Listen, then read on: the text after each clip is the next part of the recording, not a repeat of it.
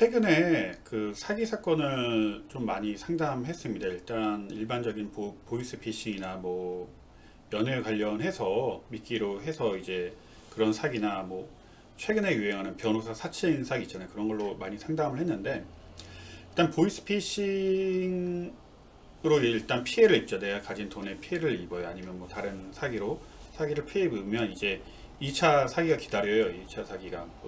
2차 사기는 뭐냐면 변호사 사칭 사기죠. 이게 내가 결국 돈을 찾아주겠다. 왜냐면 예전에도 말씀드렸지만 일단 보이스피싱을 당하면 그 계좌가 바로 지급 정지가 되지 않는 이상 그 돈이 바로 흘러가기 때문에 수사기관에 고소를 한다고 하더라도 피해자 특정까지 굉장한 시간이 많이 걸려요. 실제적으로 잡지 못하는 경우도 많고 잡아도 한 몇 년 후에요. 그래서 근데 이거를 일부 이제 변호사를 사칭해서 사기를 치는 거예요. 우리한테 사건을 위임하면은 돈을 환수받을 수 있다라고 하고 또 뭐 해외 IT 팀이 있는데 이거를 뭐 바로 지급 정지해서 환수할 수 있다. 대신 IT 팀한테 이제 코인으로 송금한다든지 뭘 방법을 해라. 그래서 송금을 하면은 다시 뭐가 묶였다. 이걸 다시 송금을 해야 된다. 보증금을 송금해야 된다. 이걸 돌려받을 수 있다라고 해서 결국은 뭐 최초 보이스 피싱범한테는 내가 가진 돈만 피해를 당했는데 그런 2차 사기가 많은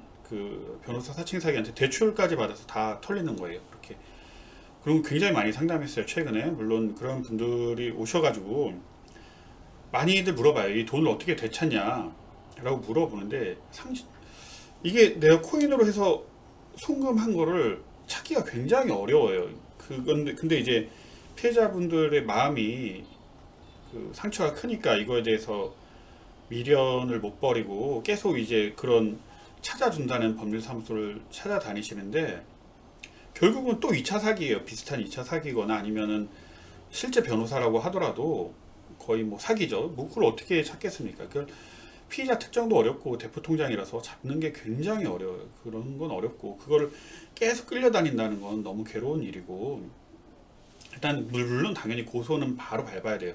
고소조차 안 밟으면 안 되고 고소를 당연히 하시고 만약에 대출이 있으시면 개인 회생이나 뭐 개인 파산 절차를 밟는 게 맞습니다. 내가 이제 저희 법률사무소에도 고령인 분이 계신데 그렇게 뭐 보이스피싱 당하고 뭐 변호사 사칭 사기도 당해서 본인뿐만 아니라 배우자 재산까지 다 이제 편취를 당한 거예요. 그래서 그분은 이제 고령이시니까 개인 파산을 밟았고 이제 다른 분들은 이제 개인 회생을 밟으시는 건데 뭐 큰 틀에서는 뭐 사기도 전세 사기도 마찬가지예요. 전세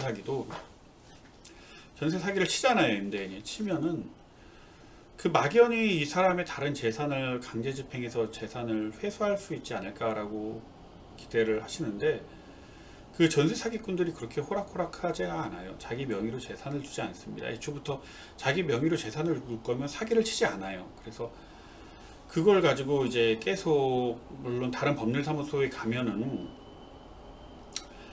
뭐 뭐 소송을 하시고 임차권 등기하시고 세트로 해서 뭐 재산주의 하시고 강제 집행을 할 수 있다라는 걸 희망을 주시는데 물론 그렇게 하셔도 돼요. 하셔도 되는데 그게 찾기가 매우 어렵다는 걸로 현실을 아셔야 돼요. 왜냐면 이 사기꾼들의 특징은 사기를 어떻게 칠까라는 거에 목표고 두 번째는 사기가 걸렸을 때 어떻게 회수를 당하지 않을까 내 재산을 지킬까라는 거예요. 그래서 자금을 다 이미 빼놓은 경우가 대부분이에요. 그 사람 명의로 없습니다. 나중에 재산조회 해봐도 부동산 촬영 같은 경우는 당연히 없고 계좌 내용 없고 보험 실비보험 있는 게 전부예요. 실비보험은 어차피 뭐 압류가 안 되기 때문에 그래서 좀 이게 너무 많은 사기꾼들이랑 너무 많은 과도한 희망을 주는 법률사무소에 끌려다니는 거를 봤는데 그냥 이제 채무 관계는 조속하게 정리를 하시고 다른 고소는 고소대로 하시고 채무 관계는 정리대로 하시고 이제 다른 이제 본업에